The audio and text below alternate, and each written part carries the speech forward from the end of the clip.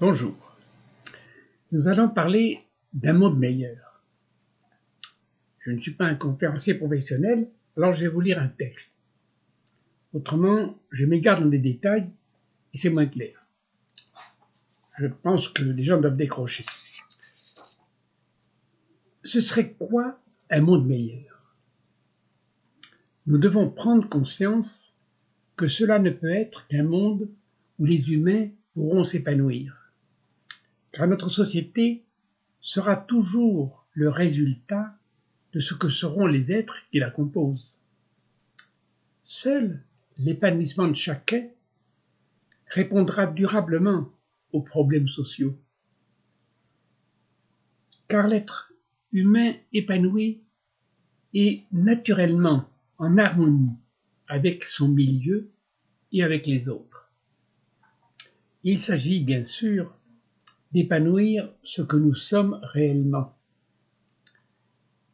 Quand chacun comprendra que son épanouissement est la vraie condition de son propre bien-être, alors c'est toute la société qui changera. Dans un monde où chacun aura compris que son véritable intérêt, c'est de vivre sa vie, ce qui est la condition de l'épanouissement, il ne sera plus logique de chercher à être le plus fort, le plus riche ou le plus important. Dans ce monde, la violence disparaîtra de plus en plus, car l'être réellement épanoui est équilibré et il n'utilise la violence qu'à bon escient. Dans ce monde qui ne sera plus dominé par la loi du plus fort, le féminin en général, mais aussi les doux et les poètes, pourront apporter toute leur richesse indispensable à l'évolution humaine. Cet épanouissement est l'intérêt de tous, même de ceux qui pensent être les bénéficiaires du monde d'aujourd'hui.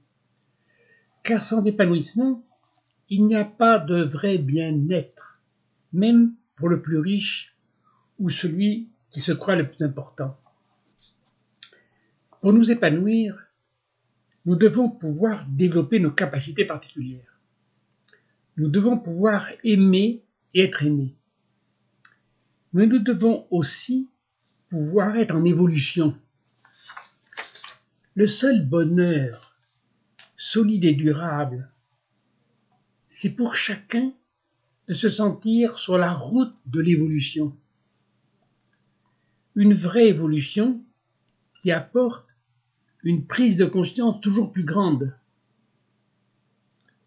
La vie est bien faite et elle a mis en chacun des capacités différentes qui se complètent pour réaliser naturellement un monde harmonieux. L'énergie de la vie est une force et cette force tend en chaque vivant à épanouir le potentiel qui la contient. En chaque être humain, qu'il en ait conscience ou pas, il y a cette attente de la vie d'épanouir ses différentes capacités, mais aussi sa dimension humaine. Pour répondre à cette attente d'évolution, de plus d'être, nos sociétés proposent plus d'avoir et plus de paraître. Cela engendre une insatisfaction et une recherche insatiable. Tous les manques et tous les freins à l'expression de cette force de la vie nourrissent autant de rancœur et de frustration et de déviation qui s'expriment de mille façons, suivant les croyances et le caractère de chacun. Entre ceux qui n'ont pas eu de bonnes conditions pour se construire pendant leur enfance, et du coup ont du mal à vivre leur vie, et ceux dont les croyances ou les valeurs de paraître empêchent de vivre la vraie vie, dans ce monde, combien de personnes peuvent évoluer en tant que véritables humains? La vie, ou une force intelligente qui en est à l'origine, a mis en chacun ce besoin d'évoluer. Car c'est toute la vie qui évolue à travers l'existence de chacun. Les religions veulent faire croire que notre existence n'est qu'un passage pour mériter ou non d'aller dans un endroit sans problème. Et du coup, elles détournent ceux qui croient d'un épanouissement ici et maintenant. De la même façon, ceux qui, au lieu de chercher à être eux-mêmes, cherchent leur importance, qu'elle soit sociale, spirituelle ou autre, s'éloignent aussi de leur épanouissement. Les religions ou certaines philosophies prônent la maîtrise comme la grande route de l'évolution, alors que même si peut-être parfois elles sont nécessaires, même si elle est préférable, la maîtrise, si elle est préférable à la méchanceté, la maîtrise est un aveu d'échec de l'épanouissement. En fait, la maîtrise est la réponse logique de ceux qui croient que l'être humain est méchant de nature, que la vie libre aboutit au désordre, alors que l'être épanoui n'a pas besoin de se maîtriser, car naturellement, il respecte et aime la vie. Nous sommes là dans un point fondamental, une des bases de nos sociétés, qui en fait est à l'origine de ces difficultés. Nous pensons que l'être humain est méchant de nature, alors nous voulons le maîtriser. Alors que l'être épanoui n'a pas besoin de se maîtriser, car naturellement il aime la vie, il aime les autres, et il a naturellement un bon comportement, car il s'aime aussi lui-même. Bien sûr, la liberté est difficile dans nos sociétés qui ne permettent pas une vraie maturation des individus. Avec une éducation de formatage qui formate les gens, avec des croyances imaginaires, avec des valeurs basées sur le paraître, nos sociétés créent un monde qui se croit très évolué et qui en fait reste très infantile.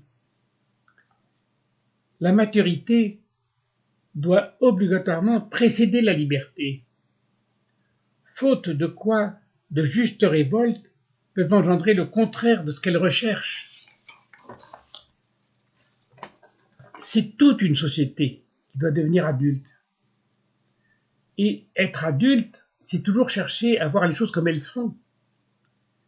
Par exemple, être adulte, ce n'est pas croire à des affirmations, si elles n'ont pas de fondement historique ou scientifique. Mais ce n'est pas non plus refuser par principe toute dimension spirituelle. Si on sort de la naïveté des uns ou des blocages des autres, on voit bien que l'intelligence de la vie, son extrême complexité, même scientifiquement, ne peut être le fruit du hasard et d'une sélection. L'ADN, qui guide chaque cellule vivante, ne peut être le fruit du hasard. L'amour et même l'harmonie de la moindre fleur, nous parlent d'autre chose. Un monde meilleur est possible si nous sortons justement de toutes ces croyances imaginaires, si nous abandonnons ces philosophies sophistiquées qui en fait apprennent à ne pas vivre, et si nous nous ouvrons à la réalité comme elle est. La vie est faite pour nous, nous sommes faits pour elle, mais vivre ne peut pas consister à rejoindre un grand troupeau de consommateurs ou à s'interdire tous les plaisirs pour un après éventuel. Nous devons développer notre discernement pour acquérir cette liberté d'esprit qui est la porte indispensable vers la véritable intelligence. Cette véritable intelligence est la condition pour aborder le seul monde meilleur possible, celui qui épouse le dessein de la vie. C'est le grand enjeu de l'humanité. Sortir du monde animal des rapports de force pour permettre à l'humain de s'ouvrir à sa vraie nature humaine. Sortir du monde animal des rapports de force pour permettre à l'humain de s'ouvrir à sa vraie nature humaine. Où notre monde aura le courage de s'ouvrir à cette réalité si extraordinaire, où il préparera lui-même sa propre perte. Mais vous vous posez la question, alors que faut-il faire? Nous allons voir concrètement ce que nous pouvons faire. D'abord, il est souhaitable, bien sûr, de toujours mieux comprendre la réalité, car rien de solide ne peut être construit sur des illusions ou des imaginations. C'est la réalité qui doit être sacrée. Sacrée. Pour cela, il faut impérativement sortir des conditionnements et prendre conscience de nos conditionnements. Ces conditionnements peuvent influencer notre pensée. Et ainsi, en sortant des conditionnements, nous pouvons acquérir une pensée libre. Bien sûr, pour avoir une pensée libre, il faut aussi lâcher toutes les croyances, car c'est cela qui nous connecte de plus en plus au réel. C'est le fait d'enlever les conditionnements, d'enlever les croyances, qui naturellement, en toute simplicité, nous connectent à la réalité.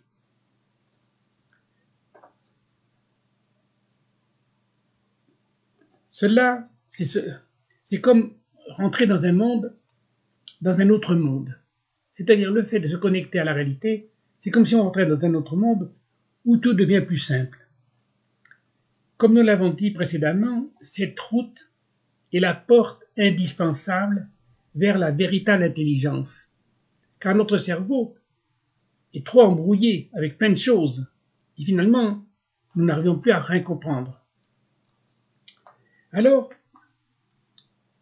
acceptons plutôt le doute que des réponses sans preuve. Sortons des jugements sur nous-mêmes ou sur les autres.